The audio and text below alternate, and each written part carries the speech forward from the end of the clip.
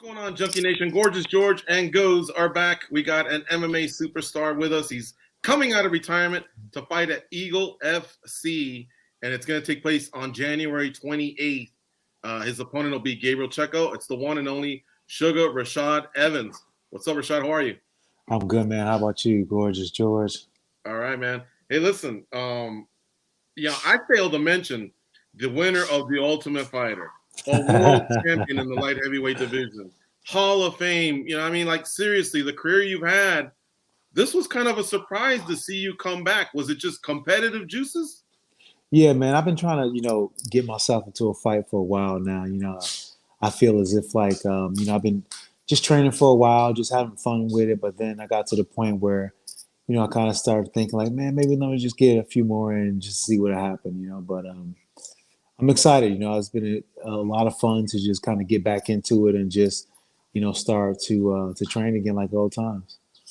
Is it in any way like even before, like Glover, for example? Glover seemed to inspire a lot of people in their upper 30s, lower 40s. Was it any particular story like that, or was it just you made up your own mind? Well, I've been thinking about doing it for a while, but watching Glover go out there look amazing and just kind of, just thinking about, a lot about, and in the lockdown kind of had me thinking too, and just, the way that everything is moving now, you just never know if you're ever going to have a chance to do anything that you love doing anymore. That's just the reality of the situation. And it's kind of unfortunate, but, you look in other countries like Australia and all these countries with these really tough restrictions, it just seems as if like the things that we love to do may can and be taken away. And if I got an opportunity to just fight one more time, then I'll try to do it. Could it be more than one time, or are you certain it'll just be one time? No, it can definitely be more than one time. For sure, it can Okay. be more than one time. But I'm 42 years old, so I'm just taking my time. Maybe one fight at a time.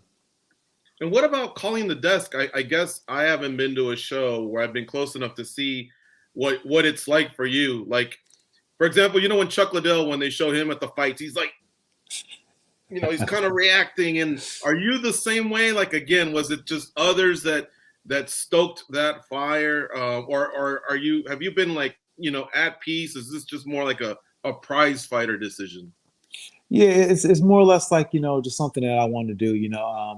Watching others is great, but at the same time, it's just about the personal journey, about the personal, goal to go out there and just test myself. I've been changed my life up, changed my diet up, changed a lot of things up, and when I got done from competing, I felt as if like I didn't really give everything that I could give, and I felt as also if it's like I kind of I stopped really not when it was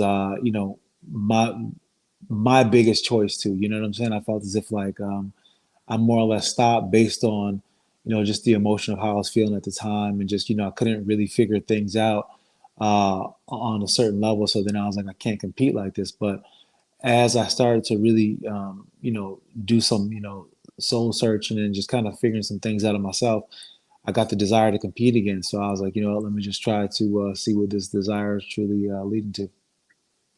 In a way, legends like yourself and BJ Penn have helped me make a point that I used to argue with other hardcore MMA fans or media, and that it had to do with legacy. People would say, there was a loss or two. Oh, he's ruining his legacy. And I'm like, no, he's not. And the example I used to give at the time was when Goz and I had gone to a boxing match. I think it was Amir Khan. Who did he fight, Goz? Remember at the Mandalay Bay? Zab Judah. Zab Judah. So we're getting ready to go in. We're with Stitch Duran. You remember Stitch, right? Oh, yeah. Yeah. And he goes, hey, I think that's Roberto Duran. And I swear to God, like a little schoolgirl at an NSYNC concert, I turned around and my knees weakened because he was a hero of mine in the 80s. My ass is 52. I'm 10 years older than you are. And so I turned around and I saw him and I was starstruck. Yeah. Now, I don't get like that over anyone. But Rashad, his losses at the end of his career, fucking care less, man. The guy had already done so much. He was a world champion. He had given me so many memories that stoke, I guess, my fire as a fan of combat sports, that all that shit don't matter. The accomplishments have been set. Y'all have already set those. So really, I was like, no, it has nothing to do with the legacy. If they want to do it and they're healthy, let him do it. But it doesn't ruin anything because you guys have already cemented your place. You know what I mean? Yeah, thanks, man. I appreciate that. That's the thing about it. Like coming back to even just compete is not, me competing against what I once did before. You know what I'm saying? Like to compete against myself is something to be foolish, but for more or less just kind of compete from, just a place of enjoyment. When I first started fighting, I was fighting because it was something that I was very passionate about. I had a lot of love for, and I really couldn't think of anything else but fighting all the time.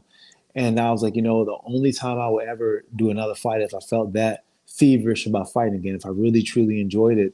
And, being on the journey that I have been on the last few years and also coaching and all these different things that has happened in life just kind of allowed me to see, life and competing differently than I have before. So, I was just wanting more than anything to just kind of, explore where that is. You know what I'm saying? I mean, it's all a journey at the end of the day. To get into the octagon and fight somebody, it's more mental than it is physical at this point. So it's just making sure that I'm still able to mentally bring it at that level. I wanted to ask you a question about your mental state. Is it good to be back or I never left? What's going on upstairs? Yeah, it's good to be back. I mean, you definitely feel you left. You know what I'm saying? I mean, it's just different, a different grind. When you're a little bit older, but it's still fun. You still got to do the mental work that comes along with the physical work. It's very one-sided. Something you can get very one-sided sometimes just by trying to focus on physically making sure you're ready. But if mentally you're not bringing yourself there to that point where you're going to be in a fight, then you're going to be surprised when you get out there. There's no doubt about it. I'm going to feel some kind of surprises when I get out there. But at the end of the day, mentally, I just bring myself along the way as I do physically speaking. Physically speaking, when you got back on the mat, you started going at it with people. I know sometimes fighters will say, "Oh, man, I had an injury. It kept me out for a year. But boy, did I realize that my body needed some rest." How did your body feel? Did you almost feel a little rejuvenated at all out there? No, I have been feeling really rejuvenated, and also, the diet change and just a lot of different aspects. It's just allowing my body to rest, and like right now when I go and train, I'm training a lot with the heavyweights. Greg is about 300 pounds sometimes, maybe even over 300, and I'm training with him. I'm pushing him to his max, and we're going at it pretty good. And I got a few other heavyweights that I train with, but going with a big body and going with those big guys is something that my body now feels like it's capable of doing. And towards the end of my career with the UFC, I just couldn't push my body to that level anymore. Just kind of felt like everything hurt, and I really could, I had to start cutting corners just because my body wasn't feeling the way that that I needed to be feeling at the time. Sometimes family can be, or fighting can be like a family affair, right? Everybody is involved in it. As far as friends and family go with you, have most people been pretty stoked? Like, oh, there goes Rashad again. We're back at it. Or some people are like, oh man, we got to diet too. Dad's dieting. How does that all work out? Yeah, they've been really really supportive. Just kind of making sure this is something I really want to do, and they kind of gave me a look like, you sure? This is what you want to do? And you always get that kind of thing, but I think they see how serious I am about it, and I think that they can respect the competitive nature and know that if I'm going to decide to do this, I'm going to make sure that I do my thing, or just bring forth what I can bring forth. They've had their little talks with me in their own ways and let me know that this is something that they believe that I can do, but at the same time, I gotta be smart about it too. Our guest is Rashad Evans. He's going to be fighting at Eagle FC 44 on Friday, January 28th. So we're only like 3 weeks away, and he's going to be fighting Gabriel Checco at 205. Also on that fight card, Tyrone Spong against Sergey Karatanov. Are you still part of Sanford? I know you and Tyrone used to be teammates. Did you put together a new camp, or are you still with the same crew? I put together a new camp. I'm more or less training, because I had my own thing going on, before this fight materialized. I was in camp for Greg Hardy, training him for his next fight, the 22nd. So that's where I put together a team, and I was training at this gym where the Sanford used to train at. It's called Hard Knocks with XPE, as Tony Villani, his strength and conditioning program that he used for professional athletes, get them ready for the combine. And I got a little chance to use that mat space over there with Greg. So we've kind of been forming a team over there, just kind of using that mat space for the morning time and getting some work in. So Rashad, it's been a while since we chatted, but I wanted to know what you thought of this theory that I have. You moving from Albuquerque to South Florida kind of initiated a lot, and actually it changed a lot of people's lives. You were one of the creators of the Blackzilians, which is now, I guess, splintered off into different groups, different gyms. But a lot of people wanted to join you. Some Brazilian, some Black. At least that's the story. We looked around, and some Blacks and some Brazilians. That was the Blackzilians. Probably a few, white dudes and Hispanics like us, brought it all together. But did you ever sit back and think, aside from the contributions of being on The Ultimate Fighter and winning that, being a world champion, commentating for ESPN and UFC, you kind of had like a little bit of movement there in South Florida. Heck, that even inspired a season of The Ultimate Fighter. Remember Blackzilians? Yeah, man. I mean, being a part of that is one of the things that make me so proud. Looking at bringing Henry Huth here, Tyrone Spong, Greg Jones, just pretty much so many people that Kamaru Usman. I mean, the list goes on everybody that came with that whole wave flow. Anthony Johnson. I can just go on. But I mean, it's just so many different people that came here based off that Blackzilian, and that was an amazing ride.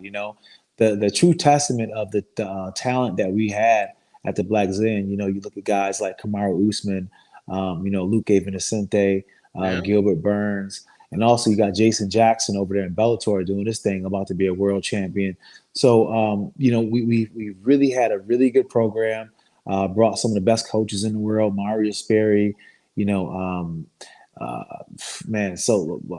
Kenny Monday, Henry Hoof. I mean, it was just so many talented Michael Van Arsdale, so many talented coaches that we brought, but being able to bring those guys to the forefront and give our athletes that exposure is really what made these athletes what you are today. And it was a formula that worked. It was a formula that was able to beat ATT, and they're a legacy team and have a great program and had it for years and years and years with durability. So to go in there to be able to compete with the likes of that, it just really shows that Blackzilians was on the move. And Glenn Robinson, God bless his soul, the big part of all of that. George Santiago, Eddie Alvarez, Alex Grovering. A lot of people dipped in there for sure, man. A lot of history was made because of that team coming together. And, of course, the reality show and the fact that you guys all proved that you had a winning formula. I know you guys go hard in that sparring. That's what I've heard. And a lot of that transferred over to a lot of belts being won. By the way, where were you that day of the sauna incident when ATT wanted to use the sauna? I don't remember, but I wasn't there that day, man. They had the drama got so thick on that show, man, and it was just when I was coming back from a knee surgery, so I didn't want to get in too mmany squirrels. But I mean, those guys, man, it was just a very intense season, with Glenn and the guy at ATT not really liking each other. So I mean, it was just. It was a fun time, some of the funnest times of my life. Yeah, rest in peace, Glenn Robinson. Yeah, you're talking about Dan Lambert. Yeah, Dan Lambert. That's it. Dan Lambert. Yeah, some of the younger audiences missed out on so much of the history of MMA. I mean, that's even without going back to Hoist Gracie, Don Fry, and Randy Couture. Just even in the last 10 years, so much has gone down, and I would advise young fans to just go back and watch some of that, because it was great television. And that was one heck of a rivalry that you guys had. The gyms are only 20 minutes apart, I heard, right? Yeah, only 20 minutes apart. And even still now, Sanford still carries on the legacy that the Blackzilians were. Same cast, a lot of the same guys that were part of that team are not part of Sanford. So, they still carry that competitive edge, and they're top team with a lot of top guys that go through Sanford, a lot like how it was with the Blackzilians. So, there's still ATT still has a lot of tough competition with Sanford right there. But eventually, the Blackzilians will be back, man. I'm gonna bring them back one day. Gonna bring them I back, man. believe you. I Yeah, believe man. you. I'm actually in the process of kind of building it up right now. So we're gonna see what happens. I feel like it's time again, and I think that even just competing and everything that's been going on in the last few years and the last few months of just kind of leading me more towards this direction. I love to compete, but there's just something different about coaching. You know what I'm saying? I kind of enjoy just being a coach, just being able to inspire those guys and get them to really dig deep and pull out the best in themselves. Watching guys like Kamaru Usman and being a part of his success and what he's been able to do. It's like I win every single time he goes out there and have a fight. Do you want to be a head coach like Whitman, Faraz Zahabi, Greg Jack, like that? Or do you just want to form a team and almost be like the owner, I guess? What, can you be a little more specific on that one? Yeah, no, I'll definitely be the head coach. Be part of the team, as well, have ownership in the team, but at the same time, be a head coach.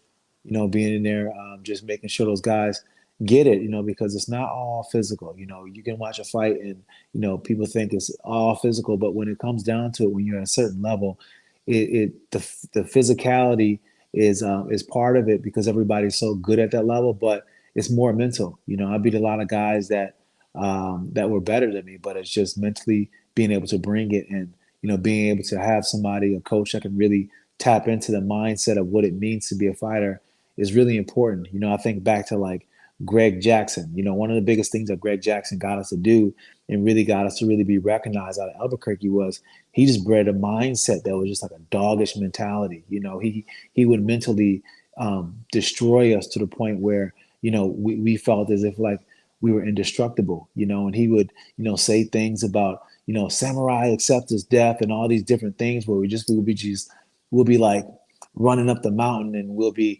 chanting his verses about, having an honorable death and all those kind of things. But, we'll be starting to believe it. And when it came time to compete, we were just mentally on another level because we were already, conquered that fear of competing.